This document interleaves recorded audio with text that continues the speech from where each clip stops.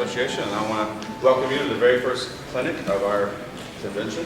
And I feel that, along with many of you probably, that in order to know where you're going, you have to know where you've been, and history is important. The history of our organization is important. And so we've had a series of history clinics the last few years, and we're continuing that this year with a clinic about Lenoir High School band. And we're really excited to have Mr. Witcher here to present this clinic this morning. So if you can welcome him, and, I know it's going to be a great one.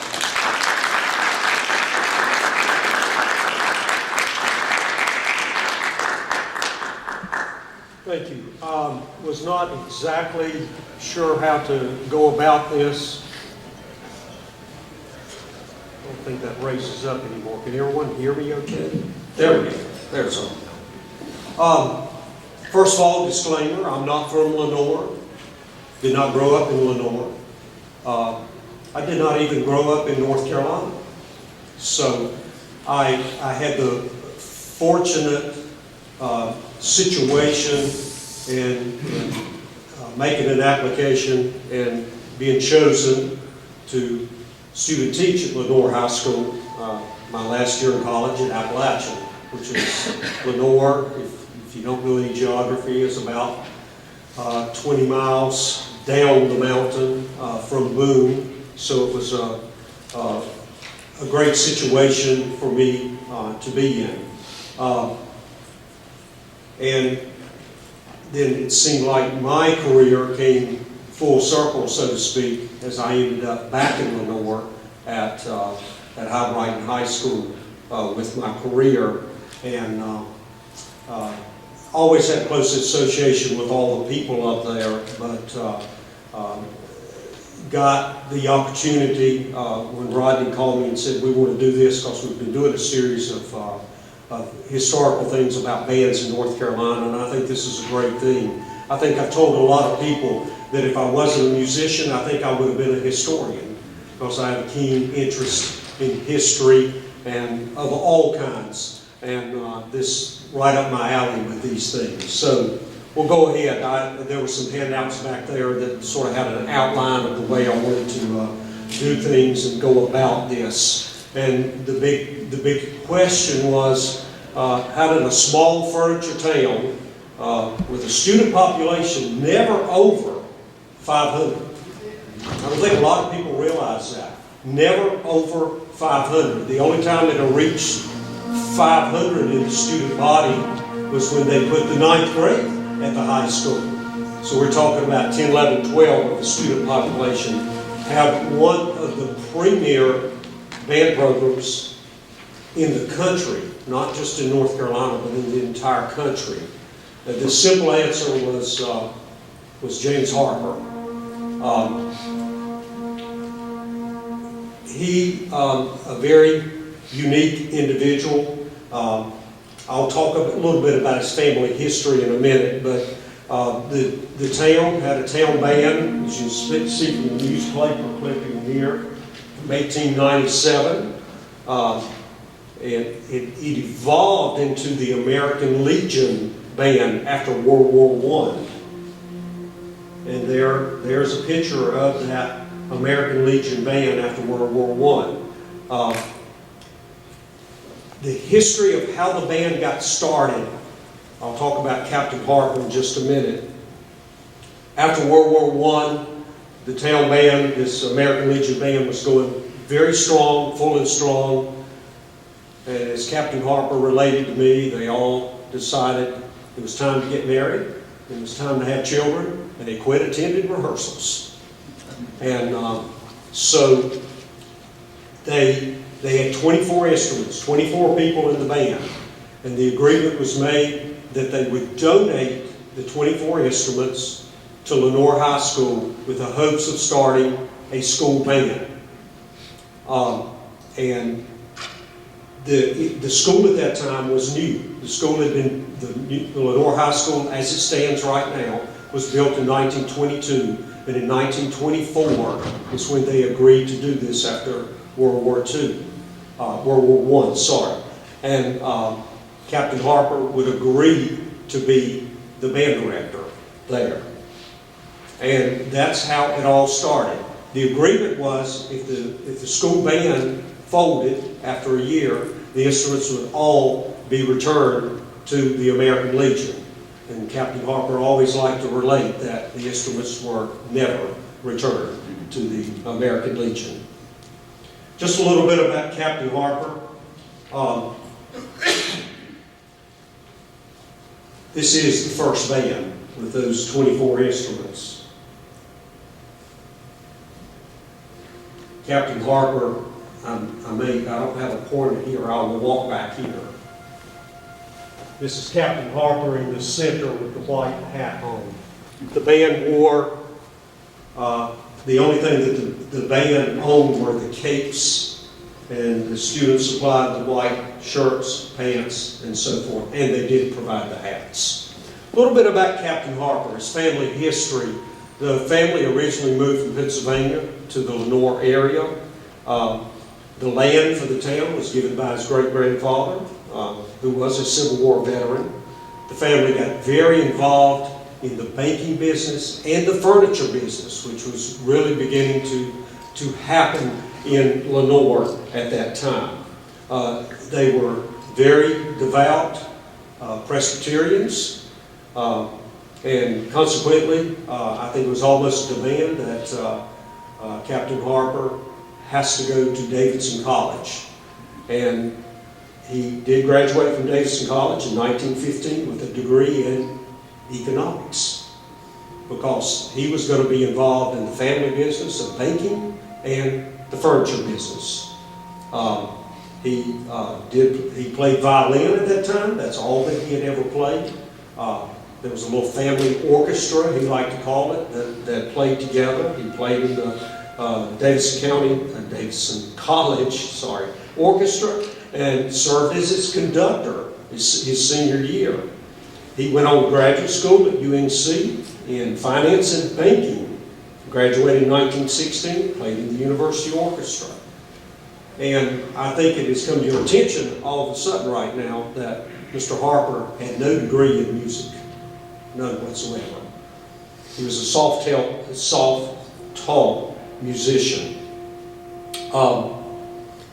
Right after he graduated with his master's at the University of North Carolina, of course, the United States was involved in World War I. He was an officer in 1917, and hence his captain rank.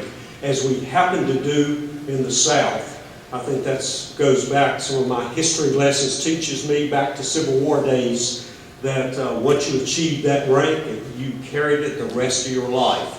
So everybody always referred to Mr. Harper. I think I called him Mr. Harper more than I called him Captain Harper, but everybody still refers to him as Captain Harper. He had no degree in music. After that point, he worked in some banking in New York City and Winston-Salem. And in Winston-Salem, he met his future wife, Charlotte Kritz. Her mother was a sister to R.J. Reynolds. Now, Captain Harper's family and with finance and banking and furniture were wealthy. His wealth paled in comparison to his wife's wealth, because she was part of the Reynolds family. Not enough credit has been given to her. I never met her. She died before I was born, in fact. She died in 1952 or 3. Not enough credit has been given to her and her wealth and what they were able to supply the band with, that everyone felt like that it came from Captain Harper, when it was really, a lot of it was his wife's wealth. He was not happy in the banking business. He was not happy in the furniture business, and he was offered the principalship at Lenoir High School, and he was principal. And that was about the time that the instruments were donated from the American Legion, and he served as principal and band director. And he said he had to give up the principal's position, because sometimes it came in conflict with the discipline he had to do as a principal and the discipline he had to do as a band director. So he served as the principal and band director 1924 to 1929, and then he was band director only at that point in time. Knowing he had no degree in music and not a lot of knowledge, in 1924, 25, 26, there were not really any method books. He wasn't sure how to teach students, but some of his wealth and his knowledge took him to places like Interlaken in the summertime, and places like that where he got to meet people and know people, and he was able then to begin to hire a deluge of people name people that we're going to talk about in just a little while, that would come and teach as his assistants. Because of all those relationships that he developed, he was elected to the American Bandmasters Association in 1934. At that time, he was only the second high school band director to belong to that prestigious organization.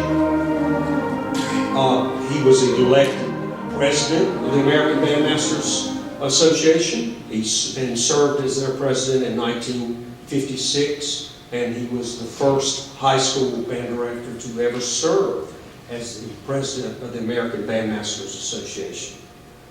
At about that time, just a few years before that, because some other high school band directors had been taken into the American Bandmasters Association, which was really set up as the professional organization for professional musicians in the military and college university band directors.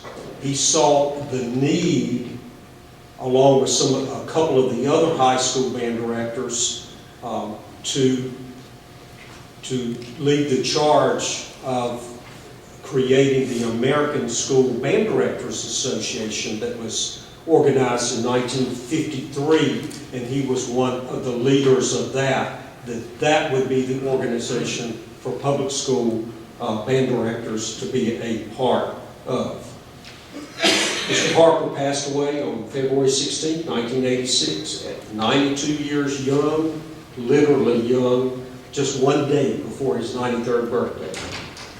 Just a side note, when I was there in 1973, he was still taking 2 steps at a time up to the 3rd floor of the band room, and he liked to jokingly say, "I'm going to wear out before I rust out."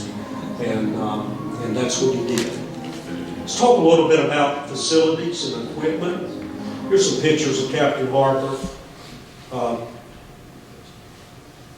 That's my favorite picture. That is how he looked when I was there. That's the only picture I've ever seen of Mr. Harper smiling.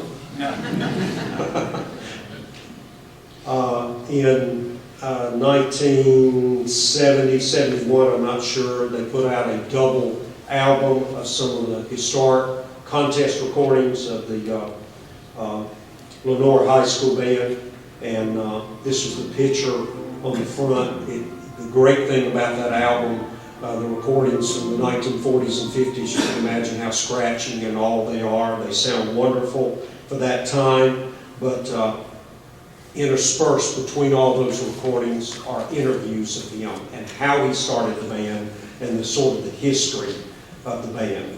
That's a favorite picture of mine. Years later, when they were disposing and selling some of the Lenoir band uniforms, I happened to have some of those in my possession at Highbright, and I was looking through and I noticed this one uniform was completely different. All the student uniforms had silver buttons on them with the Lenoir High School emblem, which we'll talk about in a minute. They were all stamped that way. He had them made in the 1930s that way. But this one uniform had gold buttons on it. And I opened the inside and I looked inside the pocket and it said James C. Harper. So I called Mr. Harper's son, Jim Harper Jr. there in town. And I said, I think I have something you would like to have. And I said, I would like to keep it myself personally, but I think you'd like that. He said, what's that? And I said, your dad's uniform. And he wept uncontrollably, and he came to my house and got it. And that's the uniform there that Mr. Harper is wearing on the front of that. That's another one of my favorite pictures, pretty historic. On the left there is Herb Hazelman holding court.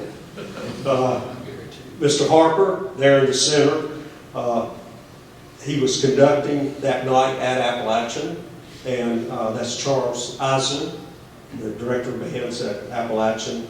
All three Hall of Fame members, Bandmasters Hall of Fame members, and I would have loved to have been in that room at that time. I played in the band that night that Mr. Harper was conducting. He was going to do Barnum and Bailey's Favorite, and we had rehearsed that at Circus Tempo, 200 beats a minute. We had it down. Captain Harper came out with his yardstick of a baton, and if you ever saw him, it was about this long, and we played it. It was almost impossible to single tone the piece. Impossible sitting back there, but that's what it was. So we talked some about the facilities. Captain Harper knew that at the time, the way the band was growing, that they would need to have their own facility. They had been rehearsing literally in a basement at Lenoir High School that was unused, and along with donations in the town, but mostly his wealth as well as his wife's wealth, they had a band building design. This is a newspaper clipping of what they intended on doing with the band building. This building was built in 1937. As it's indicated there with the architects, that's the way the band building looks today. They did not have enough money to complete it.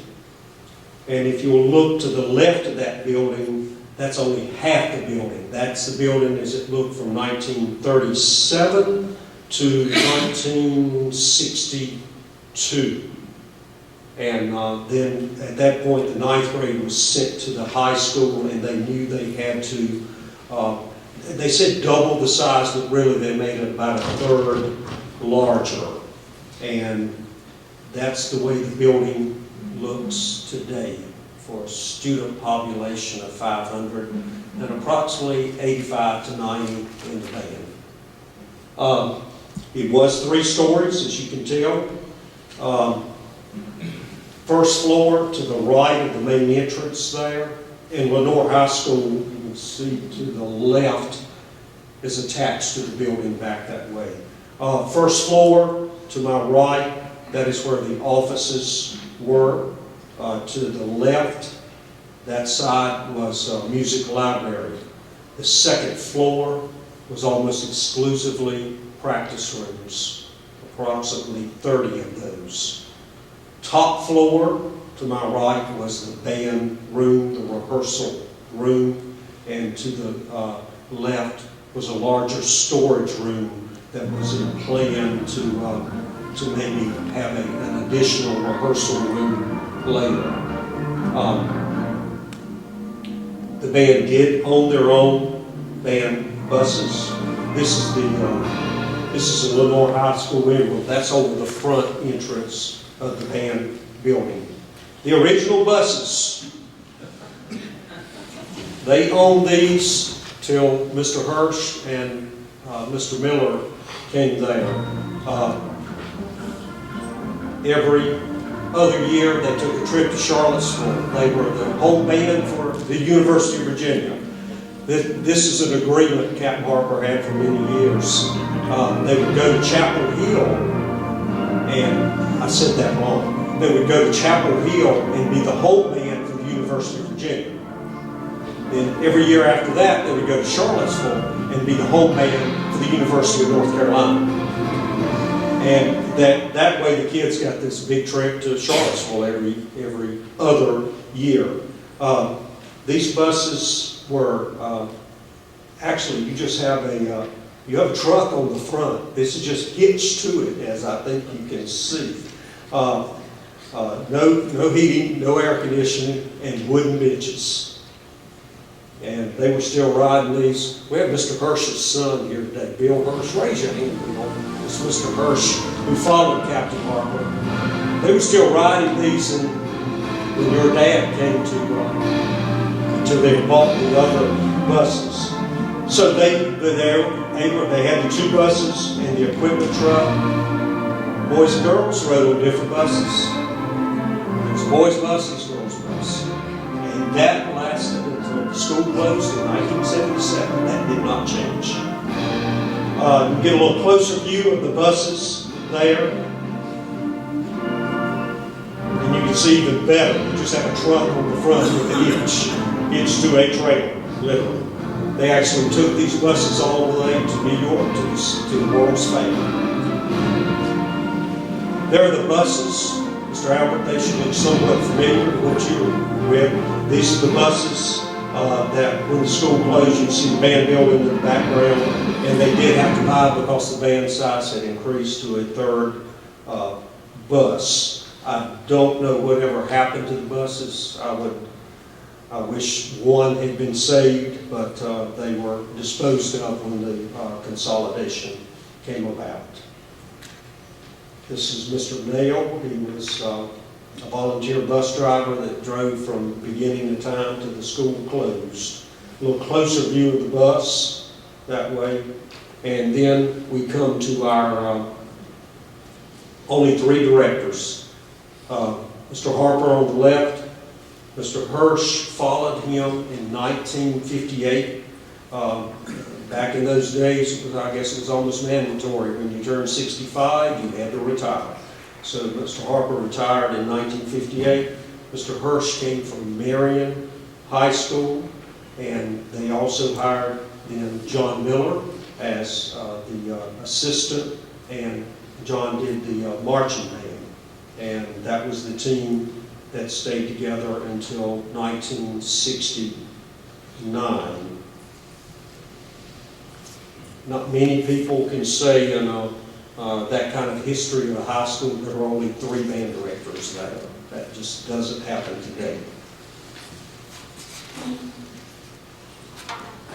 The band logo that I think you've seen everywhere, the circle of notes and that kind of thing, it was on everything.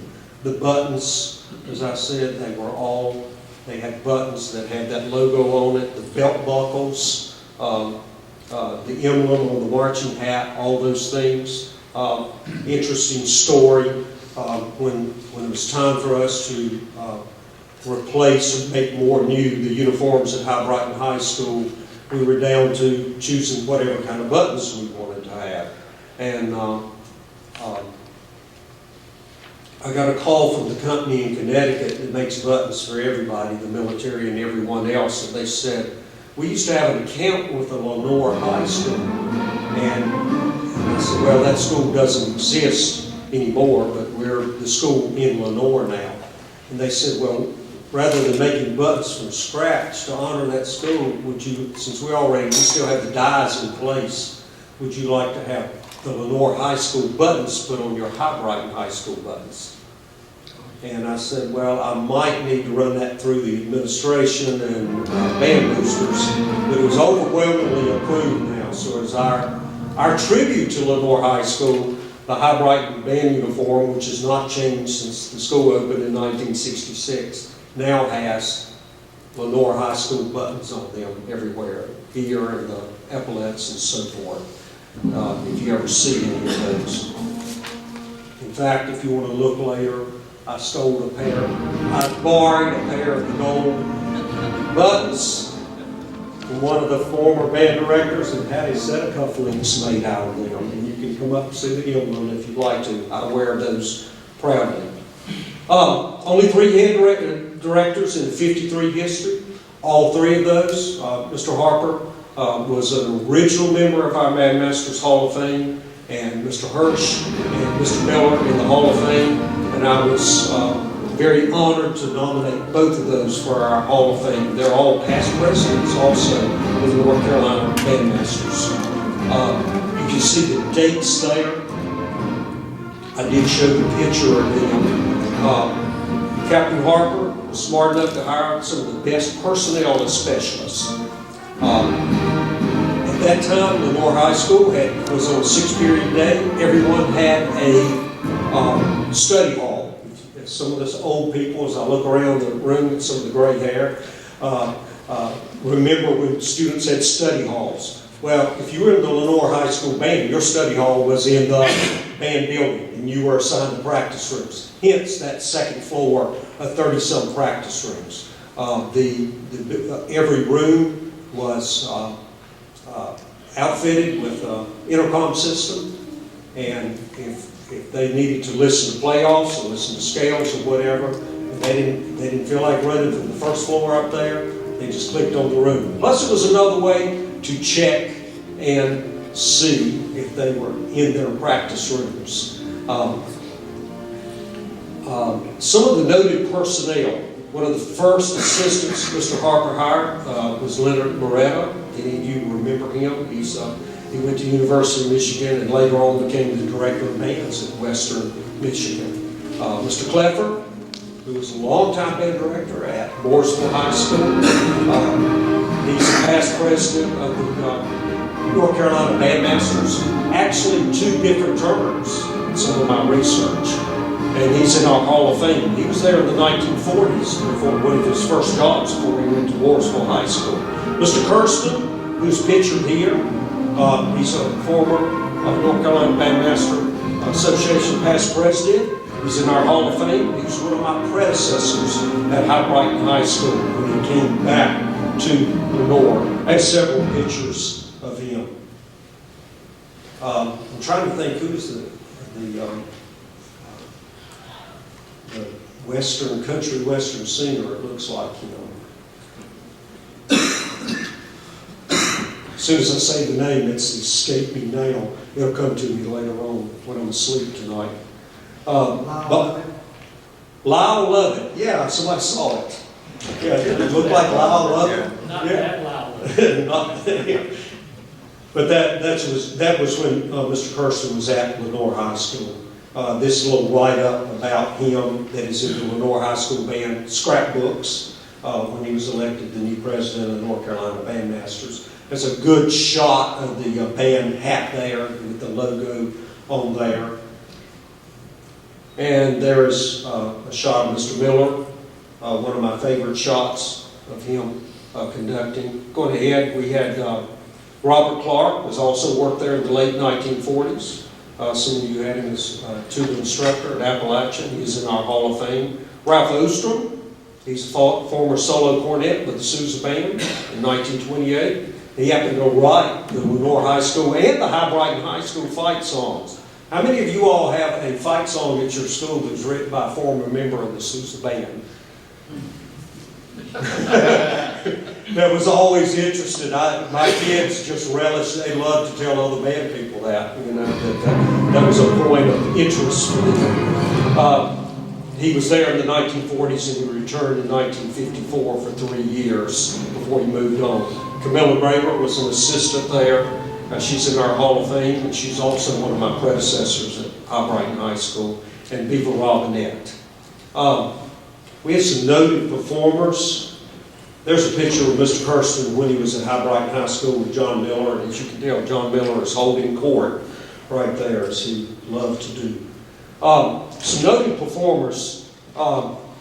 Captain Harper would bring in people. He sort of tried to model the band the way John Phillips Sousa would. So he would bring in not only band people, but opera stars to sing along with the band. He had Walter Vassar in 1947 as a Metropolitan Opera star. Dorothy Kirsten, Metropolitan Opera star. She happened to be a sister to George Kirsten.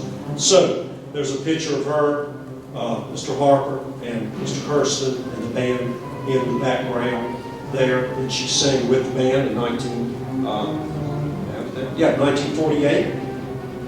as Mr. Kirsten and his wife, his sister, sorry, at that concert. Some pictures there.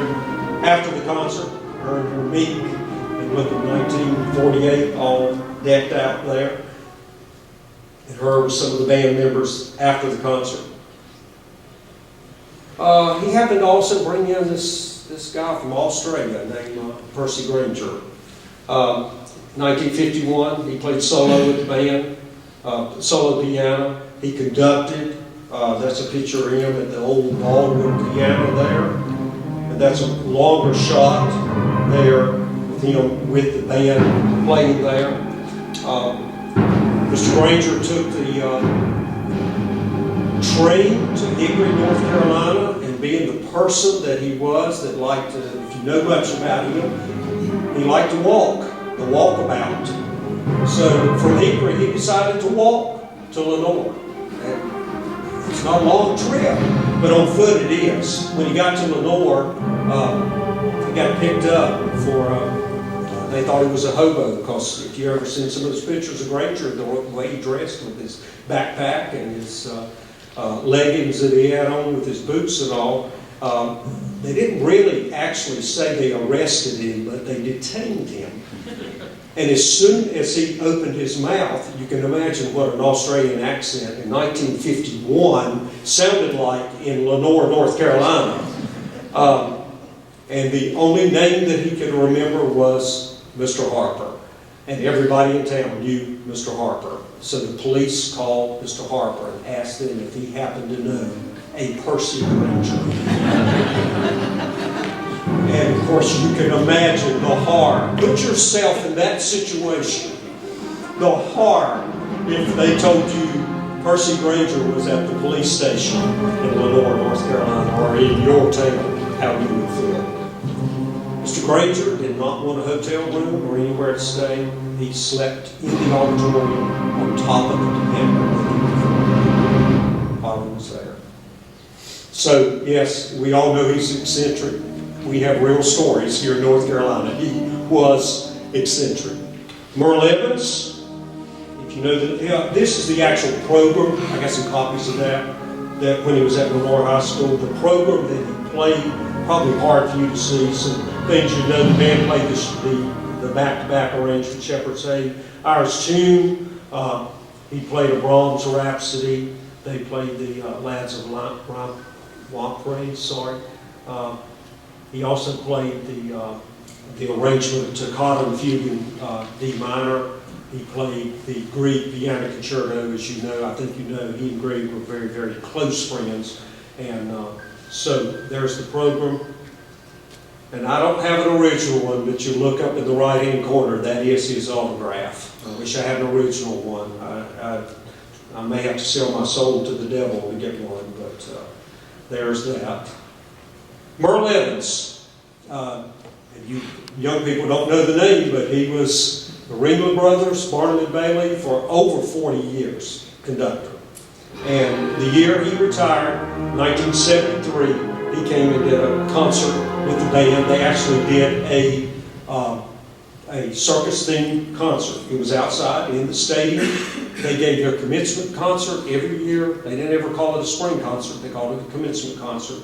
They did it in the stadium. They played a sit-down concert. They took up the chairs and stands, and they did the traditional pass a review and did a marching review with the band also at their commencement concert. There's Mr. Evans with the band. There's Mr. Harper and Mr. Evans at that concert. And you can see Mr. Harper and Mr. Evans back there. Those are balloons. They used that as part of the show that they did with the band circus theme. And that's a little better close-up of Mr. Evans. I think it's 1973 was the year he retired with the Ringling Brothers band. This is at that concert. This is a picture of Mr. and Mrs. Miller. I love this picture because this is the way I remember them. This is in spring of 1973, and I came in the fall semester of 1973 to student teach. So this is the way I remember them. The concert happened to be John Miller's birthday also, so they had a birthday celebration, and you can tell it was a circus theme with the cupcakes and the clowns there. And that's the way I really remember them. Yes, I got an autograph program of Mr. Evans with the band. And if you ever want to look at this, if you want to do a circus theme, these are all in our library at Brighton High School. If you ever want to copy that program, here is everything that he did with the three-ring circus and just doing a circus-themed concert. You can see a lot of thought went into that program of all the 15 or so numbers that they did there. I want to go over some of the notable alumni. Many, obviously, some of the notable. Bob Love is in our Hall of Fame. He started the Music Center. For you people that did not never get the opportunity to know Mr. Love. The fourth person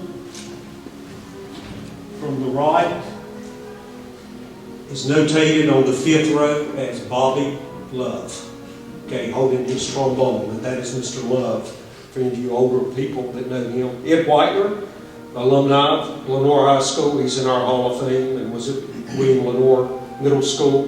Doug Miller, clarinet professor at ASU. Wilford Roberts, Dallas Symphony, bassoon for over 30 years. Lynn Bernhardt, Metropolitan Opera Orchestra for over 35 years, percussionist. Joe Robinson, New York Philharmonic for 27 years. Atlanta Symphony before that.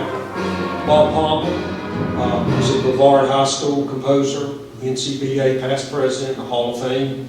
Claude Baker, composition professor at Indiana University for 35 years, euphonium player at the Lenoir Band. Ross Talbert, principal tuba with the Minnesota Symphony for 35 years. And I had the honor of joining James Stokes, band director of Hendersonville High School, as both of us are former student teachers at Lenoir High School that have both been elected into the Hall of Fame. So I'm very proud of that also. A typical day for Wednesdays at Lenoir High School. Marching band practice started at 7:29. 7:29, at 7:30 you were late. 7:29. School started at 8:30. They had a practice period because that was their study hall, was coming to the band building. They had a band period. They had every day on Wednesdays, 3:30 to 4:30. They had a full rehearsal after school. So it's no wonder that they played well. A little misnomer to this, Rodney put as Lenoir High School the oldest band program. That's not really true.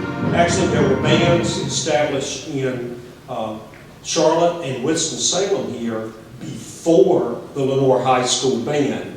The note about this is that in 1929, all these bands had gotten started, but then the Depression hit.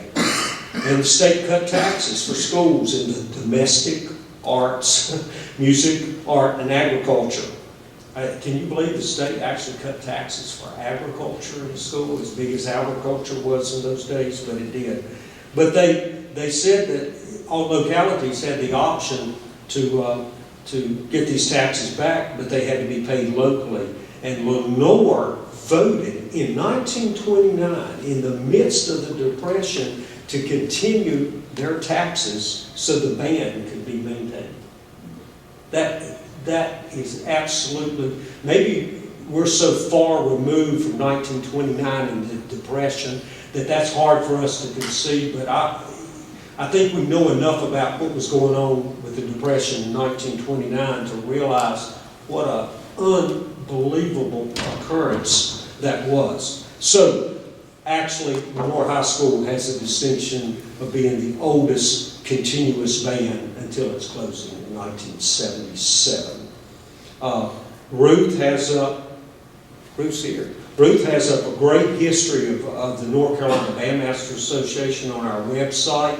I think with an interview with Herb Hazelman There's a lot there, focusing on the work that Captain Harper and Herb did to make our organization what it is today.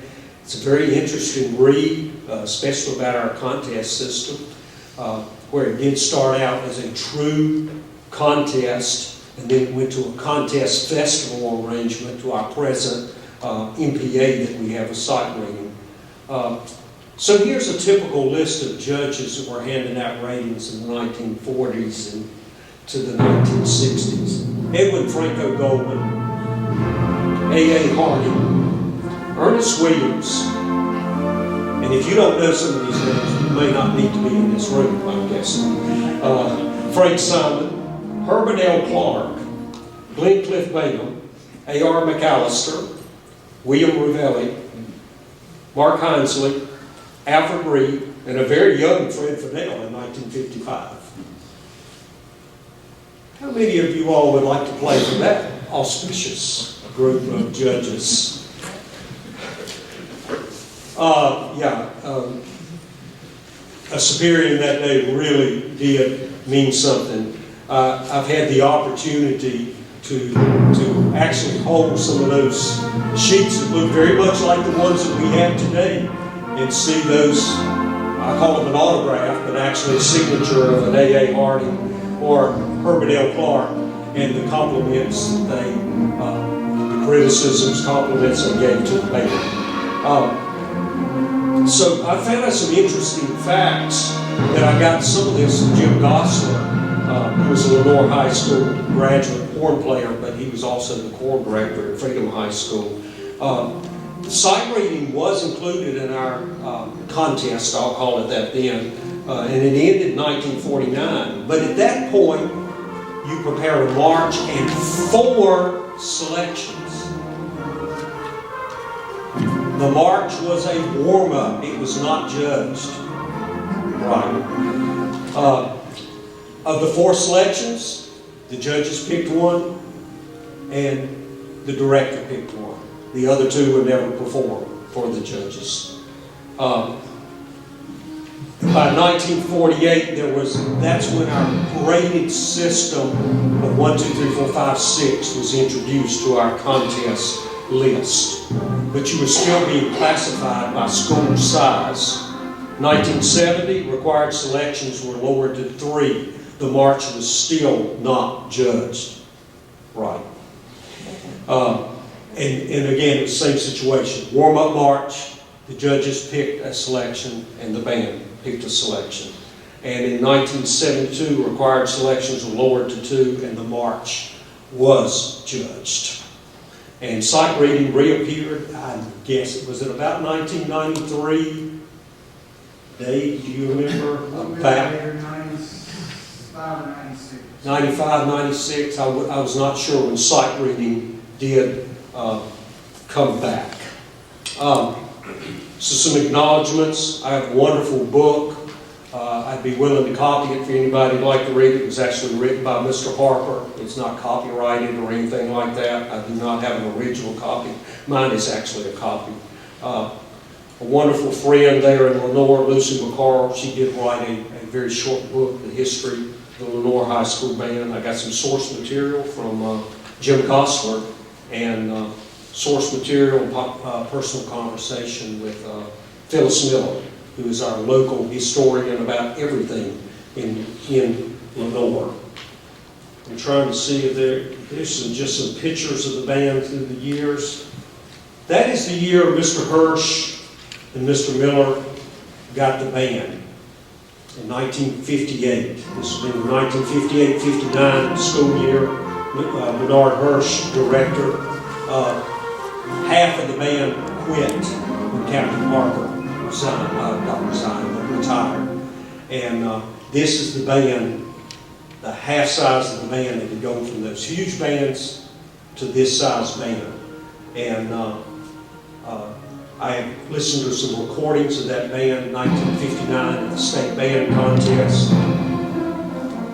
Astounding, the cleanliness of the band. Astounding what Mr. Hirsch and Mr. Miller did with that band, with the personnel that they had. Of course, they happened to have Lynn Bernhardt, who played percussion. Metropolitan Opera was in that band. Wilford Roberts played bassoon, was in that band. John Coffey played oboe in that band. So they had a few good people in that band. Just some pictures of the band through the years. This is one of their outdoor concerts. Can you imagine the legwork that it took? Because do you see the stand they're on that says Lenoir High School? That was set up at every concert on the stage. This was brought outside and set up. And that banner, which is owned by one of Mr. Harper's sons that lives in Connecticut, I hope you can get the perspective of how huge that is. That always hung behind the band and that's outside the stadium at the commencement concert. The logistics of that just blows my mind, of moving all that stuff down there. That's a joint concert. You can see the stands there on the stage. Mr. Kirsten also directed the choir at Lenoir High School when he was there. This is at a Chapel Hill football game. Notice the Lenoir band is in a V for Virginia. Okay, since they were the home band. And this is at Charlottesville, because they're a home band for Chapel Hill. You see UNC at that point. They made a big deal out of homecoming, as you can see at Lenoir High School.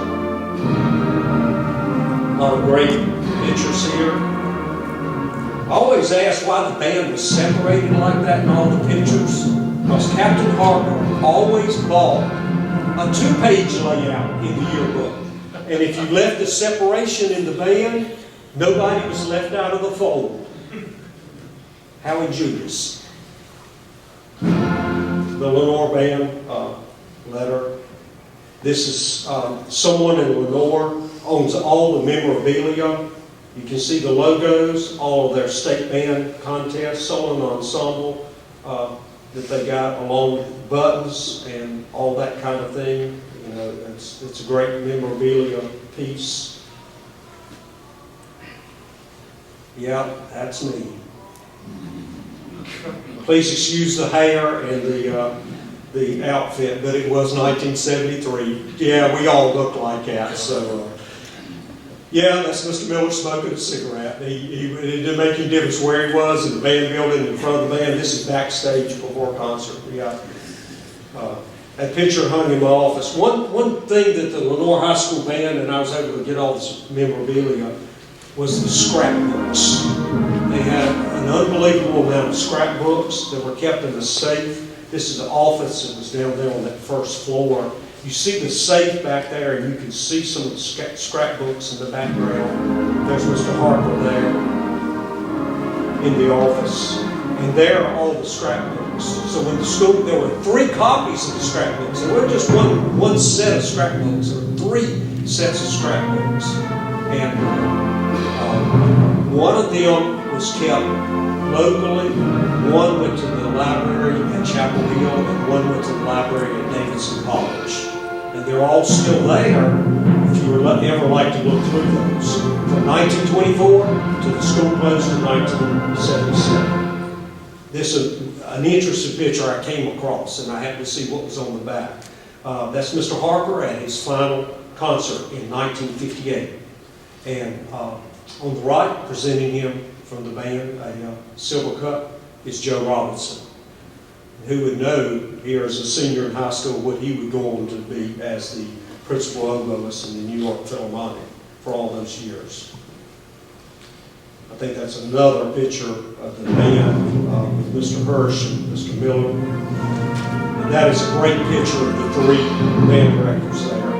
I think Bill Hirsch, Mr. Hirsch's son, there used to be some really interesting conversations between Mr. Hirsch and Mr. Miller. There's Mr. Hirsch at the University of Michigan, and Mr. Miller went to Ohio State, so you can imagine what some of their conversations were like.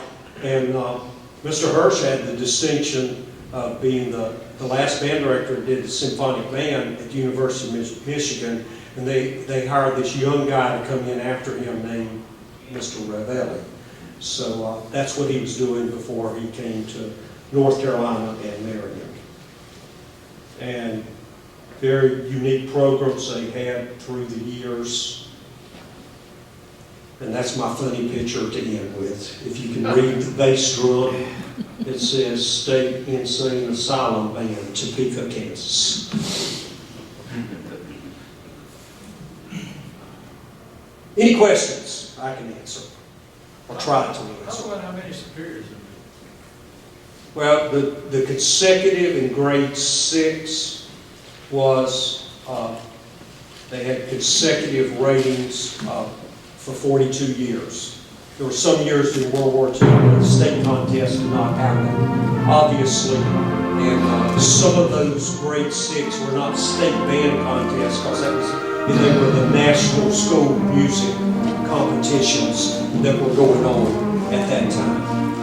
But it's a great history that Ruth is putting up that she got from her Hazelner of Dr. Brown starting the state band contest in 1926, I think, at UNCG, and how all that evolved. There's a great history there to see with that. Any other questions? Yeah, Matt. You talked about instruments at the beginning from the American Legion. What about later as the band progressed? Well, I mean, Well, Captain Harper, his wealth, his wife's wealth, virtually outfitted the band. I mean, all the bassoons played on Heckle bassoons. All the oboes had Luray oboes. All double horns, when there were probably one or two other band programs in the state that were playing on double horns. Those really nice keen cornets from the 1940s and 50s, some of those are still there. I'd love to have one of them. Mr. Kaufman, that taught clarinet before Mr. Hirsch and Mr. Miller came there, that was an assistant. He went to the LeBlanc factory and bought one, play tested and bought LeBlanc clarinets, and just amazing. Not power flutes, but Haynes flutes. All the flute players had Haynes flutes that were supplied by They were Alexander French horns. Yeah, Alexander horns. But up until, and I think this is Mr. Hirsch, you may know, Bill Hirsch, Captain Harper supplied virtually every instrument to every kid. A few obviously could afford their own, but it was really, when Mr. Hirsch and Mr. Miller came, they realized that they had come a point at that time that they had to have some kind of program, rental type buying program where kids were actually owning their own instruments. And I think Mr. Hirsch and Mr. Miller got that going through the feeder program that was going on at that time. What was the feeder program? The feeder program was, for a while, was Davenport School, which Davenport School was actually started as a women's college, a Methodist women's college. It closed and it became a part of the school system. Then later on in the 60s, when school integration happened, Friedman High School, which had great bands. Kayla Moore was one of the band directors there. Then Marvin Davenport followed him. So when integration happened, they closed Friedman High School, which was the African American high school in Lenoir, and it became William Lenoir Junior High. Actually, that's where Camilla Graber was, and that was the main feeder program at that point in time. Lenoir High School, the whole building and everything still stands. They turned the high school into apartments. Very nice. The auditorium has been completely refinished. The band building is sitting there sadly. It's not neglected. It has very good bones, very good structure, but it's just sitting there very empty. It doesn't look like that picture I said because all the windows have been boarded up so no one can get in and no vandalism can happen. So I continue to buy a lottery ticket hoping I hit the big one and donate about $5 million to put it back where it needs to be. Yes, sir. I'm sorry, I can't remember. What year did they actually start? The band started in 1924, and they went to their first state band contest in 1926. If there are no other questions, if you want to come up and ask questions, I'll be glad to answer any that I can. Thank you very much.